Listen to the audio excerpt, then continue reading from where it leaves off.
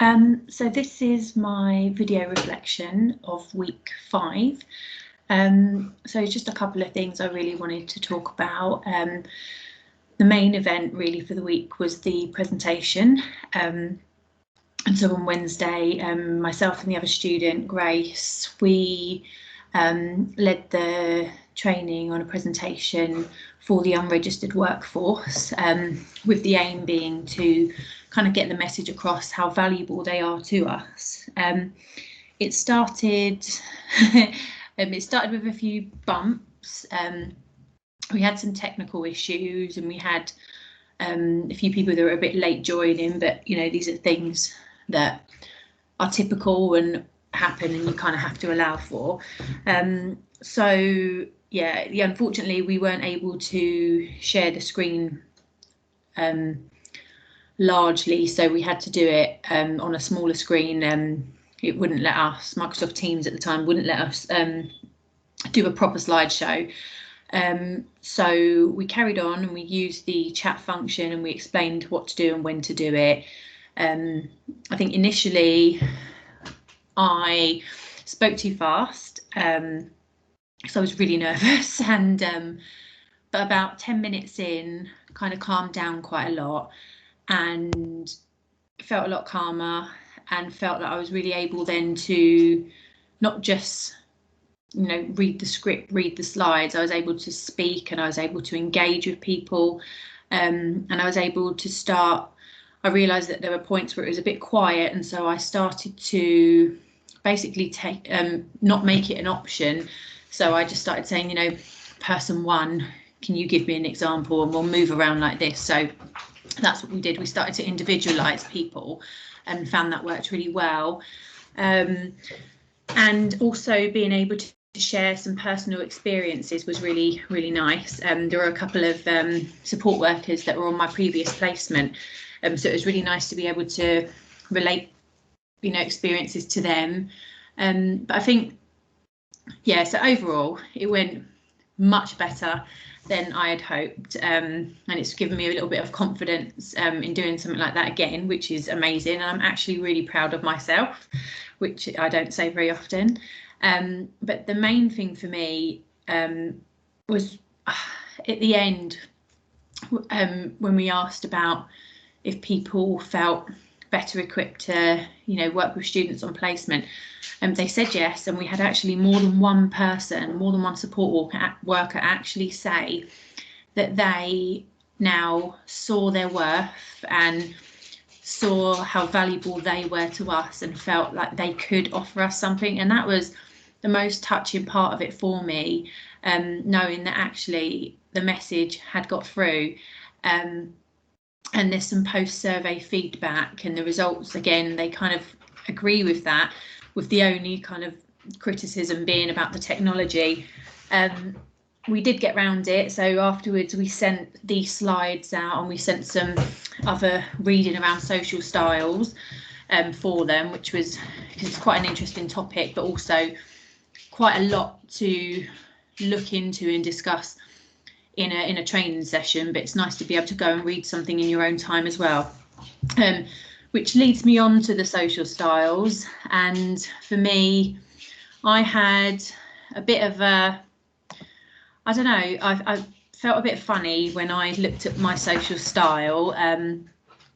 Most of the people in the training were amiable, and a couple were expressive, but there didn't appear to be any drivers, maybe one, and I came out as a driver, and we had decided, Grace and myself had decided to look at this to use as an example, and also to use examples of how we get on, how we clash, and also how to work around it. And there was a really nice summary showing you what kind of behaviours you might see, like backup behaviours, and how to actually deal with that.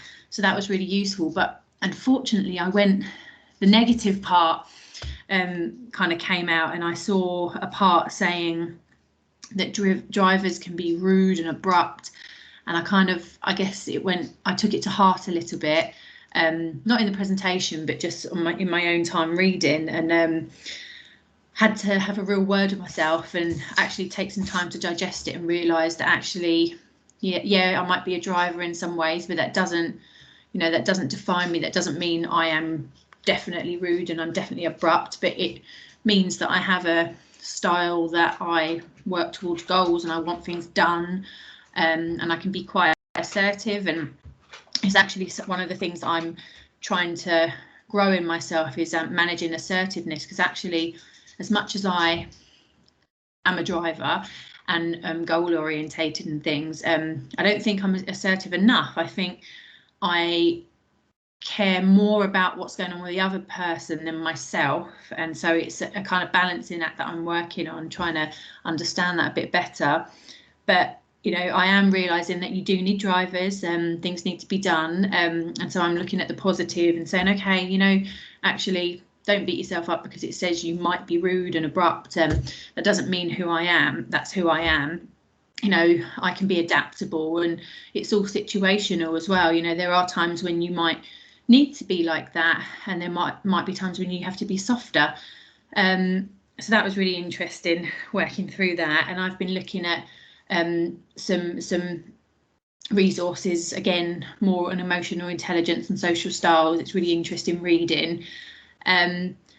Definitely want to look more into working with others, because I feel like I've come a long way in terms of understanding myself and also the impact of my actions and my behaviour on others.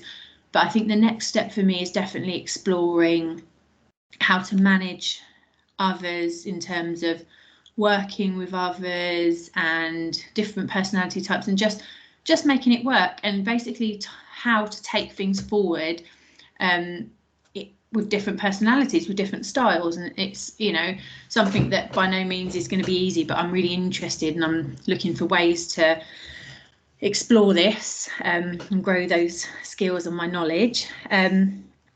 So there was a couple of times where, unfortunately, things, to put it politely, things didn't materialise, and it was really frustrating.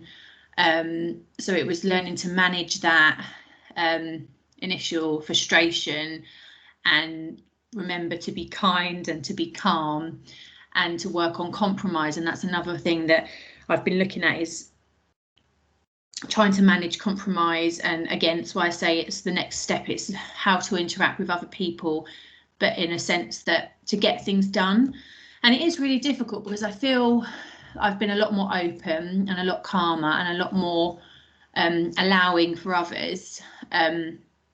But I do feel that there's something in it. And funnily enough, it was Karen Middleton, I believe, that said, you know, sometimes, unfortunately, you do have to get into a position where you do have the authority to say what you need to say and it be heard. So it's just quite interesting, the different dynamics of it all. Another really interesting part of the week was I saw a patient with MND, and it was really interesting. And I went out with one of the clinical leads and one of the MND coordinators, and it was really interesting. Horrible thing to have. I was quite taken aback, but the patient was he was such in good spirits, but it was a difficult one because he had really poor function in his upper limb, but a lot of conversation was around his surroundings and his environment, which is understandable, but he just kept going back to, he didn't want to change things because he wanted the environment to remain the same for his children. And it made me think, you know, as much as we want to do good and get everything in place and do it now, actually you do still have to respect their wishes and, you know, their different cultural beliefs, religious beliefs. And it was nice because it did give me the opportunity to stop and think and, you know, remember, we just don't go in there with a set agenda. We have to speak to the patient. We have to respect what the patient wants and the patient's family wants. So that was really eye-opening. And it was also nice because I got to do some subjective assessment and some observations and also some objective assessments as well. But yeah, it was a really interesting case, and I've actually got some resources from the Motor Neuron Association that I've been reading and just making notes for myself on. But yeah, the other thing that came out was I managed to finalise my posters and got some branding on them, which was lovely because I wasn't really expecting it, but they look really good. I'm very proud of them. So yeah, so I'm just going to enjoy week 6 and see what else I can learn. Hopefully we're going to finish, no, not hopefully, we are going to finish our other joint project, doing our write-up. Personally, I'm going to be spending a little bit more time thinking about impact and thinking about emotional intelligence again.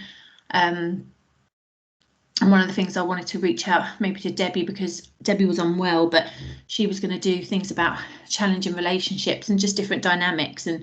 And like I said, it's the next step to me, I think, in working out myself and managing those relationships. And relationships not just as a student, as colleagues and as, you know, patients as well. So yeah, really looking forward to week 6.